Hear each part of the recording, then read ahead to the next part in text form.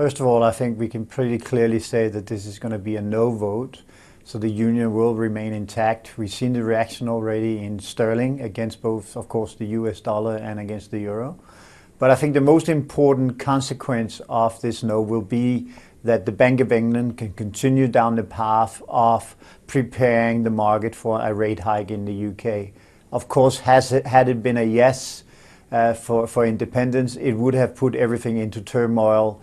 The Labour Party would immediately have lost 30 MPs, and overall we've had this talks of how Scotland was going to be remaining in Europe without being actually in the EU, as we've seen. So, but as the polls look right now, as the results looks early on in the UK, it looks like we're going to be around 54–55% for the no.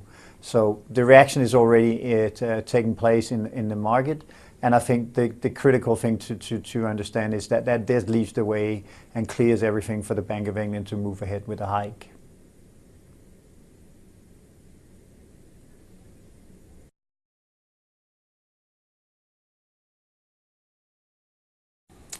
Absolutely. Of course, for like the Indian market and overall for a lot of the Asian economies, the outlook for how and when the Federal Reserve will hike interest rate is of course number one in terms of priority. We already see that India is complaining to the G20 about the potential for the US hike. Having said that, I think it's very important to understand that the consequence, the results out of the latest FOMC is that Chairwoman Yellen is very much in control.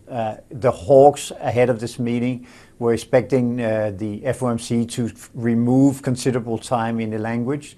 It remained in place, and the hawks sort of in the currency market, which took the US dollar much stronger after the meeting, sort of keep their faith in the projection of the FOMC, which was slightly increased.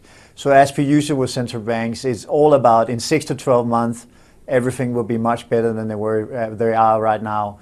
I, of course, as you know, remain very skeptical on whether monetary policy is doing anything at all to the real economy.